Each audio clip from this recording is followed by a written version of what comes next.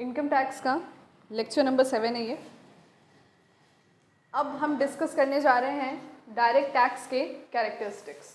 Notes आपने बना लिए हैं, केवल आपने समझना है। स्टूडेंट्स, आपकी सिलेबस में 10 कैरेक्टरिस्टिक है और हमें समझना कितना है? पूरे 10। मतलब अगर सिलेबस में तो उससे कम क्या समझोगे। सबसे पहली चीज़ जो है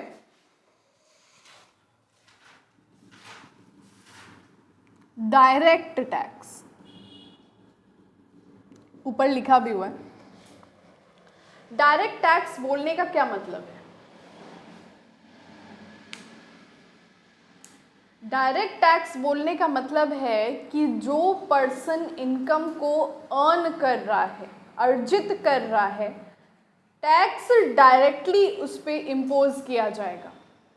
तो ये कैरेक्टरिस्टिक बहुत सेंस नहीं बना रहा होगा, बिकॉज अकॉर्डिंग टू यू तो और कौन टैक्स भरेगा। देखो हमारे यहाँ जीएसटी भी होता है। जीएसटी में क्या होता है, कंज्यूमर से हम इनडायरेक्टली टैक्स देते हैं। लेट्स से फॉर एग्जाम्पल आप मार्केट गए, मैगी परचेज करने, 14 रुपीज़ है आज के डेट में उसका रेट, तो उसमें से 4 रुपये टैक्स है, आप डायरेक्टली 14 रख देते हो। आप वहाँ आर्ग्यू नहीं करते हो कि देखो मैं अभी कमा नहीं रही हूँ तो मुझसे टैक्स मत लो क्योंकि मैं टैक्स स्लैब में नहीं आती हूँ। ये नहीं, अब 14 है तो 14 आपने देना है तभी आपको मैगी मिलेगी। मगर यहाँ पे तो करेक्ट आपकी इनकम पे ही टैक्स इम्पोज किया जाएगा। तो डायरेक्ट टैक्स और इनडायरेक्ट टैक्स दो तरह के होते हैं। इनडायरेक्ट में आता है क्या? जीएसटी। पहले इनडायरेक्ट के अंतर्गत ना 7 टैक्सेस आते थे। Customs, excise, sales tax, VAT, octroi, freight, excise duty, 7 are there, and then 7 was subsumed into what? GST. तो अभी हमारे देश में क्या है? केवल जीएसटी। ये डायरेक्ट टैक्स है। जीएसटी कब पढ़ोगे? नेक्स्ट सेमेस्टर में पढ़ोगे। Central tax. स्टूडेंट्स, यहाँ सेंट्रल टैक्स बोलने का क्या अर्थ है? ये जो टैक्स आप देते हैं ये सीधे सीधे केंद्र सरकार को जाता है। मतलब केंद्र में बैठा जो ब्यूरोक्रेट है, जिसकी केंद्र में सरकार है, केंद्र में किसकी सरकार? जिस सरकार का, जिस पार्टी का हमारा प्रधानमंत्री होगा, तो यहाँ पे केवल केंद्र सरकार को टैक्स जाता है। ये बताने की क्या ज़रूरत है, क्योंकि स्टूडेंट्स जीएसटी में आपकी सेंट्रल गवर्नमेंट और स्टेट गवर्नमेंट दोनों की हिस्सेदारी होती है।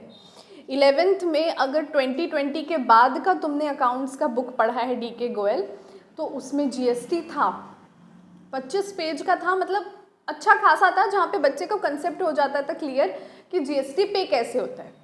तो उसमें होता था ना, input CGST, input SGST, output CGST, output SGST.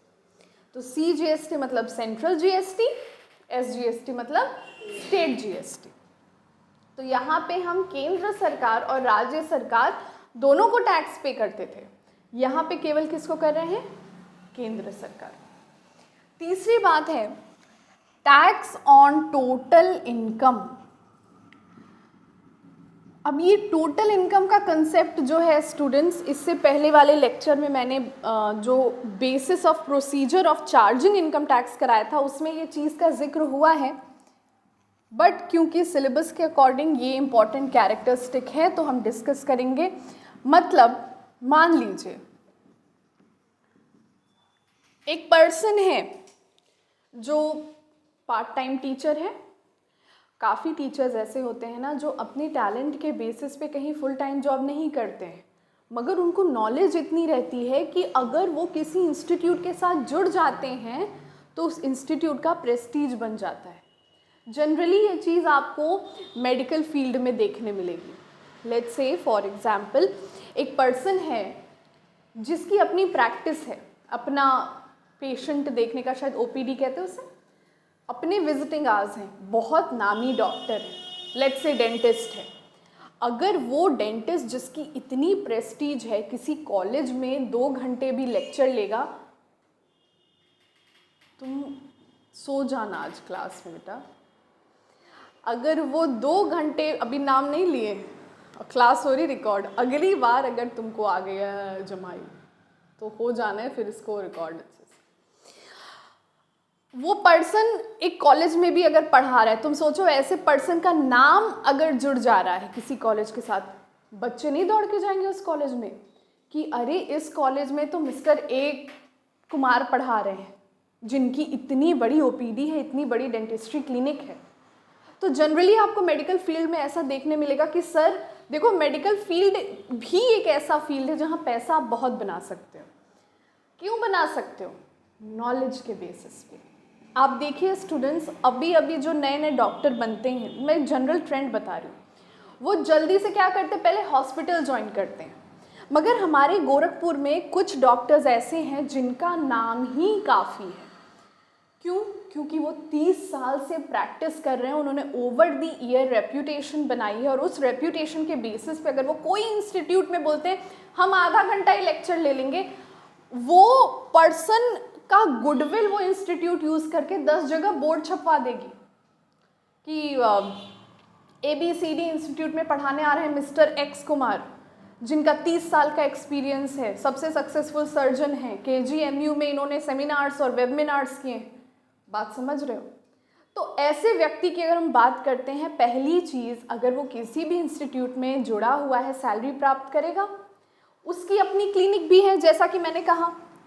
तो दूसरी चीज़, वो profits and gains from business, business नहीं है बट प्रोफेशन तो है।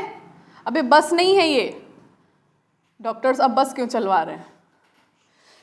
Business and profession. अब हमारे हिंदुस्तान में इन्वेस्टमेंट के 2 ही जरिए समझ में आते हैं लोगों को। क्या हैं? या तो ज़मीन खरीद लो या तो सोना खरीद लो, 2 चीज़ें हैं बस। ज़्यादातर लोग क्या प्रेफर करते हैं? ज़मीन। अगर मुझे ही आज तुम लोग 2 करोड़ दे दो तो मैं जाके पहले ज़मीन खरीदूँगी, क्योंकि ज़मीन ऐसी चीज़ है, एक ऐसा एसेट है ज़मीन और गोल्ड। केवल एक यही 2 एसेट हैं जो समय के साथ डेप्रिशिएट नहीं अप्रिशिएट होते हैं। गोल्ड का मार्केट तो कभी कभी डाउन हो भी जाता है, पर ज़मीन का कभी होता है? नेवर। तो अगर हमारे डॉक्टर साहब सैलरी भी कमा रहे हैं और बिजनेस और प्रोफेशन से भी उनकी कमाई है, तो डॉक्टर साहब पहले क्या सोचेंगे, भाई हमारे बच्चों को भी ऐसी लाइफस्टाइल मेंटेन रहे। और अगर मैं डॉक्टर हूँ तो भले आप कितने ब्रॉड मानसिकता के हो कि हाँ हर बच्चे को ये आज़ादी होनी चाहिए अपना भविष्य खुद चुने, मगर तुम एक बार अपने बच्चे को ज़रूर मोटिवेट करोगे कि देखो इतना बड़ा एम्पायर है मेरा, प्लीज़ ट्राई करो, एक बार दो, मेडिकल का एग्ज़ाम दो, नहीं होता है देन वील सी। हालांकि ये बात बिल्कुल गलत है, ये नहीं किया जाना चाहिए, सबका अपना कॉल होता है। मगर हिंदुस्तान में नेपोटिज्म जो है ऑन पीक है। आज के जो आप नए नए डॉक्टर बने देख रहे हो ना अभी, उनमें से 90% तो नेपोटिज्म की वजह से डॉक्टर बने। मम्मी पापा का प्रेशर था कि हमारा हॉस्पिटल है, कौन संभालेगा, तुम ही बनोगे। तो डॉक्टर साहब ने क्या खरीद ली? अब ज़मीन खरीद ली, हाउस प्रॉपर्टी, ज़मीन खरीदी, ज़मीन पे घर बनवा दिए, और जो जितने घर या फ्लैट बनवा दिए उनको किराए पे चढ़वा दिया। एक बड़ी सिंपल सी बात समझो स्टूडेंट्स, एक किताब पढ़ी थी मैंने, think and grow rich by Napoleon Hill, बड़ी ही क्लासिक हिट है ये, ज़रूर पढ़नी चाहिए सबको। उसमें एक लाइन है कि पैसा ही पैसे को बढ़ाता है। एक बार आप पैसे कमाने के तरीके को सीख लोगे, फिर वो पैसा अपने आप it will call for more money. तो ये जो हाउस प्रॉपर्टी डॉक्टर साहब ने खड़ी की, ज़मीन 2 लिए, दोनों ज़मीन पे 10 फ्लैट इस वाली बिल्डिंग में, 10 फ्लैट इस वाली बिल्डिंग में। अब डॉक्टर साहब जो एक फ्लैट, सारे फ्लैट किराए पे दिए हैं और एक फ्लैट को किराए पे दे के कमा रहे हैं 20,000। तो मतलब 20K एंड 10 रूम इधर 10 रूम इधर, तो मतलब 20 रूम्स इनटू 1 महीने में एक बार ले रहे होंगे, तो 12 मंथ। तो केवल हाउस प्रॉपर्टी से डॉक्टर साहब की कमाई कितनी होगी? 20 इंटू 20 इंटू 12 मंथ्स, जितनी भी हो जाए, यहाँ दिमाग में नहीं खपाऊंगी। वो हो गई डॉक्टर साहब की हाउस प्रॉपर्टी की इनकम। अब जब डॉक्टर साहब की हाउस प्रॉपर्टी की इनकम हो गई, अब वो क्या करेंगे? और इन्वेस्टमेंट करेंगे। और इस बार इन्वेस्टमेंट का कोई फील्ड नहीं छोड़ेंगे। ये आ जाता है कैपिटल गेन में। गोल्ड में भी डील कर लेंगे, सोना खरीदेंगे, बुलियन खरीदेंगे, सिक्योरिटी खरीदेंगे और ज़मीनें खरीदेंगे। हाउस प्रॉपर्टी और ज़मीन खरीदने में फ़र्क है। हाउस प्रॉपर्टी मतलब ज़मीन पे मकान है, लैंड मतलब केवल लैंड है। तो ये हो गए स्टूडेंट्स कैपिटल गेन्स, बहुत बड़े बड़े गेन्स। तो ये हमारा फोर्थ इनकम बनाता है कैपिटल गेन्स। इसके अतिरिक्त डॉक्टर साहब की एक पैतृक ज़मीन थी। पैतृक ज़मीन मतलब दादा परदादा की ज़मीन थी।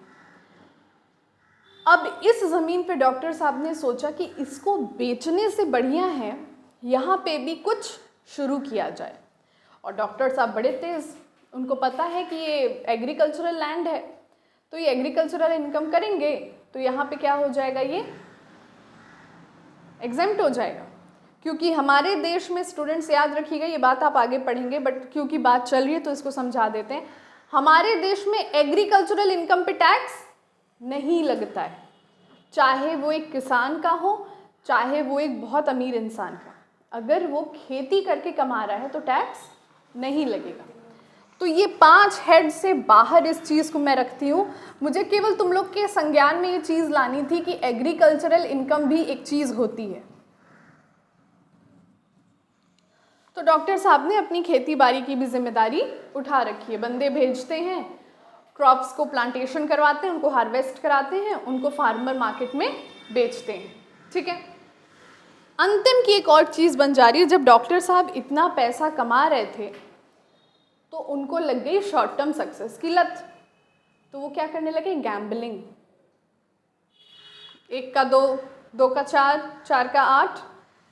और डॉक्टर साहब की किस्मत कि 4 का 8 वो कर ले गए, मतलब जुआ खेले और जीत भी गए।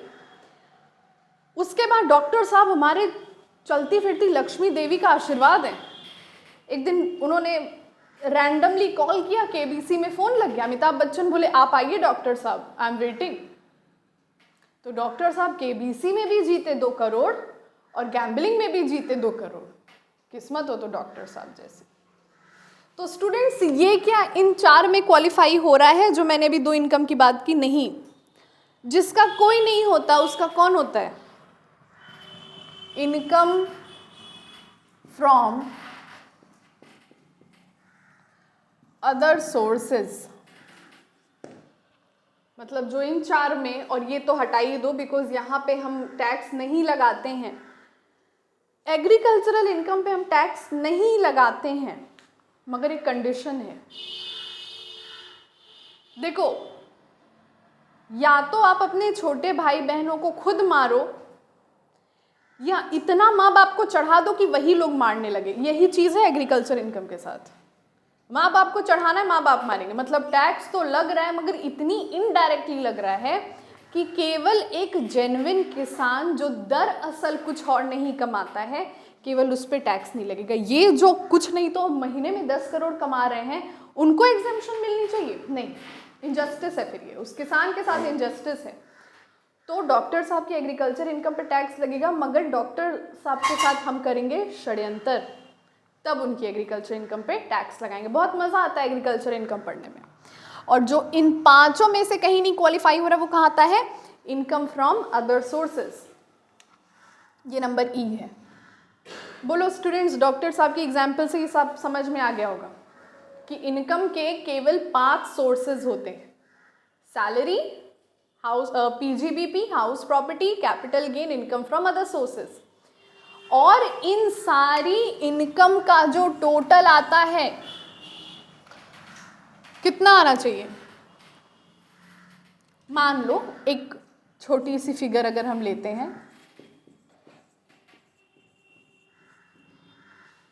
जस्ट 50 करोड़ पर मंथ, घर चलाने लायक, ठीक है। वो उनकी टोटल मंथली इनकम है और उसी पे टैक्स लगेगा। अब डॉक्टर साहब 12 महीने में कितना कमाते हैं, इंटू 12 करेंगे और टैक्स देंगे। थोड़ा सा कैच है, आगे पढ़ेंगे जब हम टीडीएस के बारे में। तो 3rd फीचर क्लियर है, आगे बढ़ा सकते हैं बात। देखिए स्टूडेंट्स, अगली जो चीज़ है, ये कुछ किताबों में टैक्स एग्जेम्पशन लिमिट से दी है, इस नाम से दी है, और कुछ बुक्स में BEL, BEL मतलब बैल नहीं, बेल, बेसिक एग्जेम्पशन लिमिट के नाम से दी है।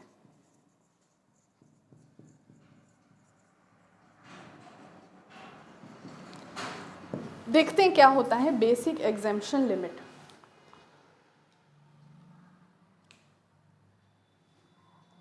सुपरमैन को जानते हो तुम लोग? सुपरमैन कौन था, बताओ? एक था सुपरमैन। हमारे इंडियन टैक्स लॉ में होते हैं सुपर सीनियर सिटीजन, फिर आते हैं एक सीनियर सिटीजन, और फिर आते हैं इंडिविजुअल। देखिए स्टूडेंट्स, जितने, पहली चीज़ तो ये समझ लीजिए, यहाँ पे हमने पर्सन वाला जो लेक्चर कवर किया था, उस लेक्चर में इंडिविजुअल की जो मैंने बात डिस्कशन की थी, उसकी बात हम करते हैं। अगर तो कोई व्यक्ति, किताब में ऐसे ही दिया होता है, मगर जब तुम लोग समझ जाओगे ना तो तुम समझोगे कि जनरली रिवर्स चलना आसान होता है, बट जो बुक में जैसे दिया है, यदि कोई व्यक्ति 80 साल या फिर उससे अधिक है, दूसरी बात, यदि कोई व्यक्ति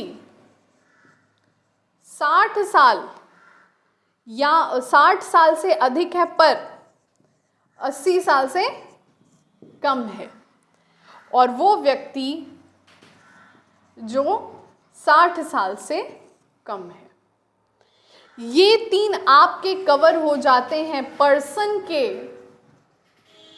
इंडिविजुअल वाली डेफिनेशन में। स्टूडेंट्स, ये एक नॉर्मल इंडिविजुअल है, ये एक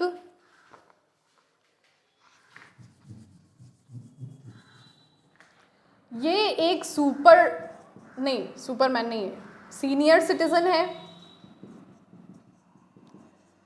और ये एक सुपर सीनियर सिटीजन है। बात इतनी सही है? Super senior citizen, senior citizen, and this is normal citizen, normal individual. Students, एक बात आप एग्री करते हो, जो सुपर सीनियर सिटीजन है 80 साल या उससे अधिक, generally I am not saying everyone is that sick, but generally ऐसे लोगों का मैक्सिमम खर्चा उनकी दवाओं में जाता है, उनकी अपनी केयर करने में जाता है, और क्योंकि वो बुजुर्ग हैं तो इनकम टैक्स कानून भी उनको थोड़ी सी रियायत देता है। रियायत क्या है कि अगर ऐसा व्यक्ति 5 लाख तक की इनकम या उससे अधिक कमाता है, तो उसकी टोटल इनकम में से 5 लाख तक अगर वो केवल कमा रहा है, उस पर टैक्स नहीं लगेगा। मतलब साल का 5 lakh. You getting my point? मतलब सुपर सीनियर सिटीजन की इनकम अगर 5 लाख को एक्सीड की, तभी उस पर इनकम टैक्स का चार्ज लगाया जाएगा। सीनियर सिटीजन जो इनसे कम स्लैब रेट में आ रहे हैं, मगर again they are also elderly people. यहाँ पे यदि ऐसा व्यक्ति 3 लाख तक या उससे अधिक कमा रहा है, पर उसकी इनकम 3 लाख तक एग्जेम्प्ट होगी, मतलब उस पर टैक्स नहीं लगाया जाएगा। और आ जाते हैं 60 साल से कम जितने भी लोग हैं, मतलब आपकी उम्र 18 साल की हो सकती है, आप बहुत बड़े सेलिब्रिटी हो सकते हैं, तो अगर आप कमा रहे हैं तो आपने टैक्स देना है। नॉर्मल इंडिविजुअल के लिए जो बेल यानी बेसिक एग्जेम्पशन लिमिट है 2.5 लाख है, 2,50,000। Is that okay? मतलब स्टूडेंट्स आप देखिए, अगर नॉर्मल इंडिविजुअल 2.5 लाख से अधिक कमाता है तभी उस पर टैक्स चार्ज करेंगे, अगर सीनियर सिटीजन 3 लाख से अधिक कमाता है तभी उस पर टैक्स चार्ज करेंगे, और अगर सुपर सीनियर सिटीजन 5 लाख से अधिक कमाता है तभी उस पर टैक्स चार्ज किया जाएगा। क्लियर है? बात आगे बढ़ाते हैं। अच्छा एक और चीज़, ये जो 60 इयर्स वाला चीज़ है ना, यही टैक्स रेट HUF यानी Hindu undivided family, association of person और बॉडी ऑफ इंडिविजुअल्स के स्लैब रेट रहते हैं, जो ये नॉर्मल 60 इयर्स वाला, लेस देन 60 इयर्स वाला स्लैब होता है। फर्म और कंपनी का थोड़ा अलग चलता है टैक्सेशन लॉ, वो हम पता है कब देखेंगे, अभी कंफ्यूज हो जाओगे, we'll talk about that when we are covering the chapter of PGBP, is that okay? Moving on further, Raja Todarmal का हम लोगों ने पढ़ा था, तो मैंने उसके लेक्चर में एक बात बोली थी कि Todarmal has contributed in the progressive feature of the current taxation system. Progressive का मतलब क्या होता है? उन्नतिशील। उन्नतिशील का मतलब ये स्टूडेंट्स कि जैसे जैसे पर्सन की इनकम में इंक्रीज आता है, वैसे वैसे ही हमारे टैक्सेस भी बढ़ते जाते हैं। मतलब जैसे जैसे आपकी इनकम बढ़ेगी आपको टैक्स देना होगा, जैसे जैसे आपकी इनकम अगर कम हो रही है तो आपको कम टैक्स देना पड़ेगा। जस्टिफिएबल था क्योंकि पुराने समय में राजा तोड़रमल से पहले जो ये गार्ड्स होते थे, प्रजा के, वो क्या होते थे, राजा के जो भी ये जो टैक्स कलेक्टर्स होते थे, वो किसानों से उनका पूरा पूरा अनाज, पूरा पूरा उनका जो भी धन था ले लेते थे। राजा तोड़रमल ने सिखाया कि अगर तुम्हें टैक्स इम्पोज करना है तो पर्सन की इनकम देख के करो, अगर वो उस साल उस पर्सन ने कुछ भी नहीं कमाया है तो फिर उस पर टैक्स नहीं इम्पोज किया जाना चाहिए। Next thing is about surcharge. Progressive का मतलब यही था। अब हम बात करते हैं कि सरचार्ज का क्या मतलब होता है। स्टूडेंट्स, हमारे देश में जो मैक्सिमम अर्निंग पॉपुलेशन है और जो टैक्स के दायरे में भी आती है, जनरली साल भर में उनकी इनकम, मैं कह सकते हो आप, मैं 70% पॉपुलेशन की बात कर रही हूँ जो टैक्स रेट में आती है, साल भर की उनकी इनकम 50 लाख से कम होती है। मतलब वो जो 30% की मैं बात नहीं कर रही, वो एक बहुत ही हाई इनकम कैटेगरी में आते हैं। और एक बात क्लियर है कि अगर इंसान 50 लाख कमाना सीख गया है तो वो बहुत जल्दी 1 करोड़ भी कमाना सीखेगा, वो 2 करोड़ भी कमाना सीखेगा, और वो मिलियनेयर, बिलियनेयर और फिर ट्रिलियनेयर भी बनना सीखेगा। सही बात है। अब इस वजह से ये 30% पे हम टैक्स के अतिरिक्त over and above the rate of taxes एक और चार्ज लगाते हैं और उसका नाम हो जाता है सरचार्ज। समझ में आई बात? सरचार्ज का सीन देखो क्या होता है। अगर एक व्यक्ति 50 लाख मगर 1 करोड़ से कम कमा रहा है, अगर एक व्यक्ति 1 करोड़ मगर 2 करोड़ से कम कमा रहा है, अगर एक व्यक्ति 2 करोड़ मगर 5 करोड़ से कम कमा रहा है, और अगर एक व्यक्ति 5 करोड़ से भी ज़्यादा कमा रहा है, तो ऐसे व्यक्ति के टोटल टैक्सेशन पे, मैं 50 लाख वाले की बात कर रही हूँ, 10% का इनकम टैक्स के ऊपर चार्ज लगाएंगे। मतलब इनकम टैक्स आया 22 लाख और 22 लाख का 10% और दो, ठीक है। उसके बाद नेक्स्ट पॉइंट देखिए, इस व्यक्ति पे हम लगाते हैं 15% का सरचार्ज जो 1 करोड़ से ज़्यादा पर 2 करोड़ से कम। इस व्यक्ति पे हम लगाते हैं 25% जो 2 करोड़ से ज़्यादा, 5 करोड़ से कम, और अंतिम हमारा जाता है जो आपका सरचार्ज है 37%, 5 करोड़ से ज़्यादा जो आप कमाई कर रहे हो। इस तरह से टैक्स से कोई इंसान बच नहीं पाएगा। Is that okay? ये था सरचार्ज का कंसेप्ट।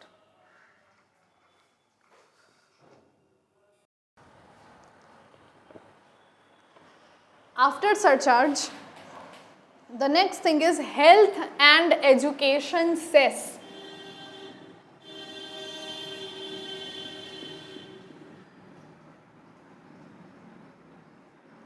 देखिए students, health and education cess जो है 10 10 सेकेंड में मैं बता के ख़त्म कर सकती हूँ कि जो भी इनकम कोई कमा रहा है उस पर 4% लगा दीजिए सरचार्ज को इंक्लूड करते हुए, वो हेल्थ एंड एजुकेशन सेस है। मगर काफ़ी लोगों के लिए हेल्थ एंड एजुकेशन सेस लगता है बड़ी गलत चीज़ है, बैठे बैठे 4% और दें हम। तो उसका रीज़न क्या है ज़रा समझिए। जब ब्रिटिशर्स ने 1947 में हिंदुस्तान आज़ाद हुआ था ब्रिटिशर्स के रेन से, उस वक्त भारत में 2 चीज़ों की वजह से हमारी जीडीपी 250 रुपीज़ एनुअल थी, समझ रहे हो, 250 रुपये थी जीडीपी। क्यों ऐसा था? 2 चीज़ों की वजह से। एक तो हमारी जो पॉपुलेशन थी वो इलिटरेट थी, पढ़ी लिखी नहीं थी, और दूसरी चीज़ हमारे यहाँ हेल्थ की फैसिलिटीज़ नहीं थी। There is a word for that, nutrition नहीं था, मेडिकल फैसिलिटीज़ नहीं थे, हॉस्पिटल्स नहीं थे। इसी वजह से काफ़ी समय पहले, आज से वही हिंदुस्तान को आज़ाद हुआ कुछ 75-76 साल हुआ, उससे पहले so many women used to die during delivering their kids. Reason being the non-availability of health and sanitation facilities. ये आज भी हिंदुस्तान के कई जगहों पर, बहुत कम जगह बचे हैं अब, यू कैन से 80% जगहों पे सुविधाएं पहुंच गई हैं जहां पे आपको free hospitals, free sanitation facilities और फ्री एजुकेशन अवेलेबल है। बेसिक कि इंसान कुछ ना कुछ अपने जीवन में करके अपना घर चला ले। But there are still 20% of the places जहाँ पे लड़कियों की शिक्षा आज भी सपना होता है। You getting? जिस दिन हिंदुस्तान में हेल्थ और एजुकेशन की फैसिलिटी सरकार को ऐसा लगेगा कि हमने 100% अचीव कर ली, हमारे देश में गरीब से गरीब व्यक्ति को अगर अस्पताल जाना होता है तो उसे पहले बैंक नहीं जाना पड़ता है, अगर ये चीज़ जिस दिन हमने अचीव कर ली, ये हेल्थ एंड एजुकेशन सेस लगना बंद हो जाएगा। उस समय तक के लिए हिंदुस्तान की वो गरीब आवाम भी किस पे डिपेंड है? जो टैक्सेस हमारे द्वारा पे किए जाते हैं। ठीक है, तो maximum people are of the opinion कि यार ये तो कोई मतलब नहीं है, पहले इतना टैक्स भरा फिर 4% हेल्थ और एजुकेशन के नाम पे ले रहे हो, हम तो अपने बच्चों को प्राइवेट स्कूल में पढ़ा रहे हैं, हम तो अपना जो रेगुलर चेकअप के लिए जॉर्जिया जा रहे हैं, कनाडा जा रहे हैं। देयर आर स्टिल पीपल जिनके लिए एजुकेशन और एक हेल्दी फूड सपना है। उन लोगों के लिए सरकार ने इनकम टैक्स के रेट पे 4% का हेल्थ और एजुकेशन सेस लगा रखा है।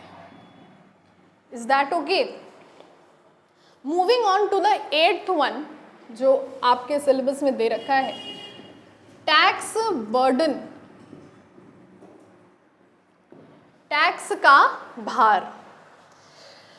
देखो, टैक्स बर्डन का कहीं ना कहीं रिलेशन प्रोग्रेसिव रेट से ही है कि जो ज़्यादा कमाएगा वो ज़्यादा टैक्स भरेगा, जो कम कमाएगा वो कम टैक्स भरेगा। Then we move on to the administration. Administration मतलब कौन सा प्रशासन है जो टैक्सेशन के नियम और कानून और लॉज और रूल्स और रेगुलेशंस और कंप्लीशन, इम्प्लीमेंटेशन, इन सारी चीज़ों को देखता है। Student, central board of direct taxes या CBDT रिस्पॉन्सिबल होता है आपके डायरेक्ट टैक्स की कलेक्शन, स्क्रूटनी, असेसमेंट के लिए। अंतिम पॉइंट जो आपकी बुक में है और जो कैरेक्टरिस्टिक ऑफ इनकम में कवर होता है, allocation of amount of income tax.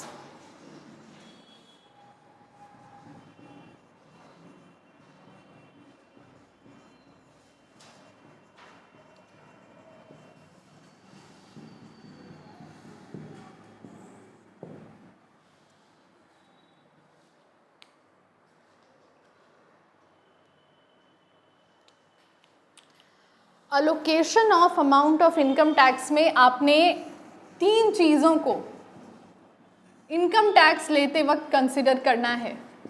जो आपकी पहली चीज़ होती है स्टूडेंट, वो होता है जो टैक्स आप कंपनी से रिकवर करते हो। अभी कंपनीज का मैंने टैक्स रेट बताया नहीं है। दूसरी चीज़ ये होती है जो आप सरचार्ज रिकवर करते हो, and the third one is health and education cess.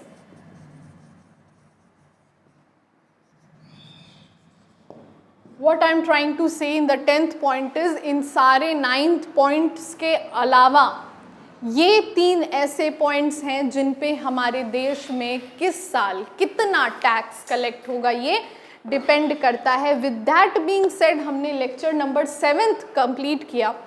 कल लेक्चर 8th में, और कल की सबसे इम्पॉर्टेंट लेक्चर है क्योंकि कल आपने रेट्स को समझना है, और जिस असेसमेंट ईयर 22-23 की आप पढ़ाई कर रहे हैं वहाँ पे टैक्स रेट को भी 2 बनाए गए थे, मतलब there used to be 2 types of slab rate.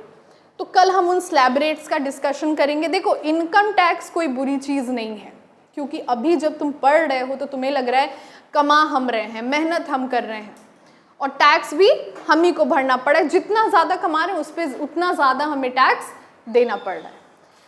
Positively सोचो तो इनकम टैक्स जिसका हाई है वो एक बात क्या सिग्निफाई करता है कि उसकी इनकम भी हाई है, और जिसका इनकम टैक्स लो है उसकी बात क्या सिग्निफाई करता है कि उसका इनकम भी लो है।